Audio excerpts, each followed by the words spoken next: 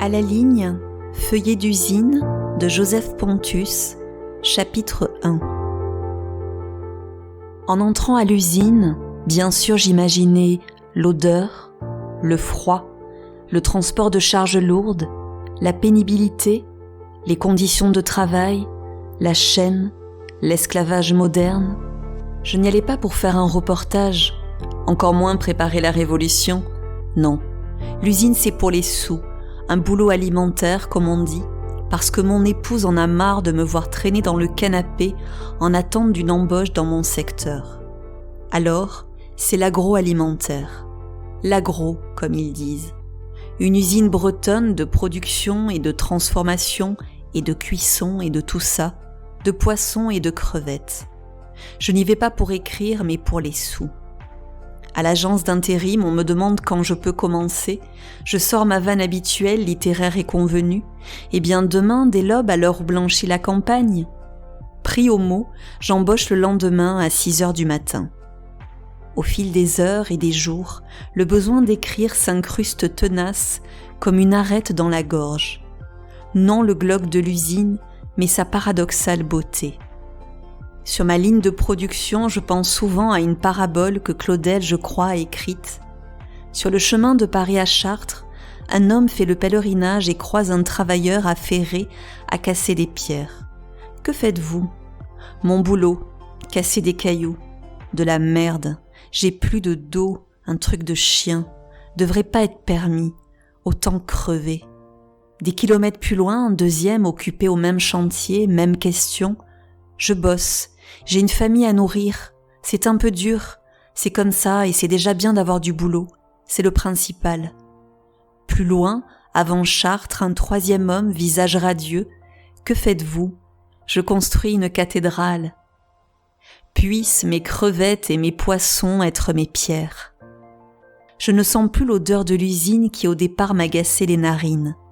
Le froid est supportable avec un gros pullover, un sweatshirt à capuche, 2 bonnes paires de chaussettes et un collant sous le pantalon. Les charges lourdes me font découvrir des muscles dont j'ignorais l'existence. La servitude est volontaire, presque heureuse. L'usine m'a eue.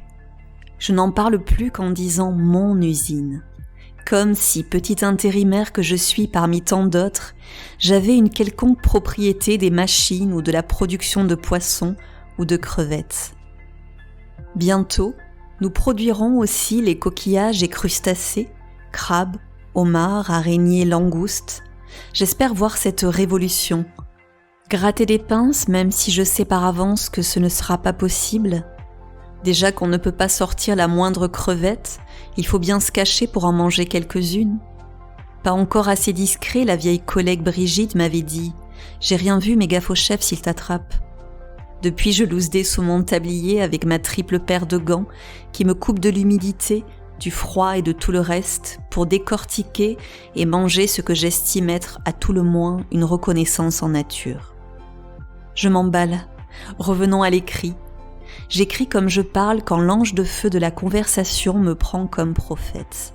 Écrivez en substance dans je ne sais plus quoi, Barbé d'Aurevilly. J'écris comme je pense sur ma ligne de production, divagant dans mes pensées, seule, déterminée.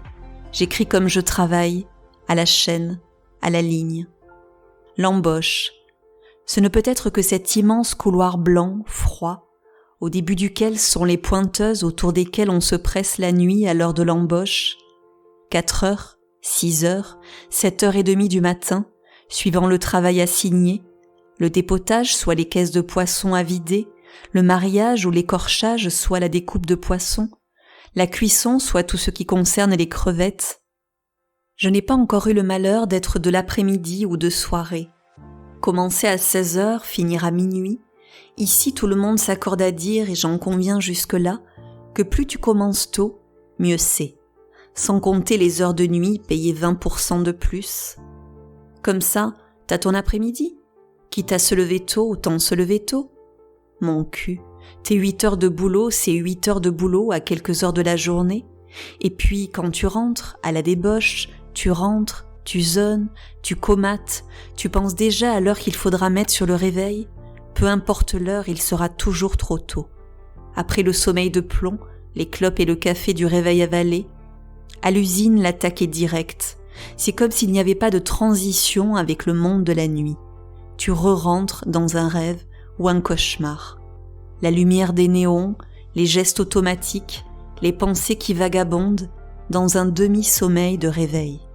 Tirer, tracter, trier, porter, soulever, peser, ranger, comme lorsque l'on s'endort.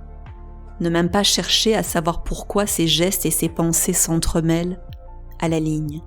C'est toujours s'étonner qu'il fasse jour à l'heure de la pause, quand on peut sortir fumer et boire un café. Je ne connais que quelques types de lieux qui me fassent ce genre d'effet, absolu, existentiel, radical. Les sanctuaires grecs, la prison, les îles et l'usine. Quand tu en sors, tu ne sais pas si tu rejoins le vrai monde ou si tu le quittes. Même si nous savons qu'il n'y a pas de vrai monde, mais peu importe. Apollon a choisi Delphes comme centre du monde et ce n'est pas un hasard. Athènes a choisi l'agora comme naissance d'une idée du monde et c'est une nécessité. La prison a choisi la prison que Foucault a choisie. La lumière, la pluie et le vent ont choisi les îles. Marx et les prolétaires ont choisi l'usine. Des mondes clos où l'on ne va que par choix, délibéré, et d'où l'on ne sort, comment dire, on ne quitte pas un sanctuaire indemne. On ne quitte jamais vraiment l'atoll. On ne quitte pas une île sans un soupir. On ne quitte pas l'usine sans regarder le ciel. La débauche, quel joli mot, qu'on n'utilise plus trop sinon au sens figuré. Mais comprendre dans son corps viscéralement ce qu'est la débauche, et ce besoin de se lâcher, se vider, se doucher pour se laver des écailles de poisson, mais l'effort que ça coûte de se lever pour aller à la douche quand tu es enfin assis dans le jardin après 8 heures de ligne. Demain, en tant qu'intérimaire, l'embauche n'est jamais sûre. Les contrats courent sur 2 jours, 1 semaine tout au plus. Ce n'est pas du Zola, mais on pourrait y croire. On aimerait l'écrire le 19e et l'époque des ouvriers héroïques. On est au 21e siècle.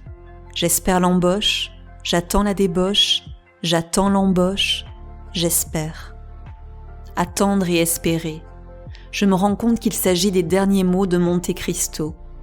Mon bon Dumas, mon ami, le conte ne vient-il pas de nous dire que l'humaine sagesse était tout entière dans ces 2 mots ? Attendre et espérer.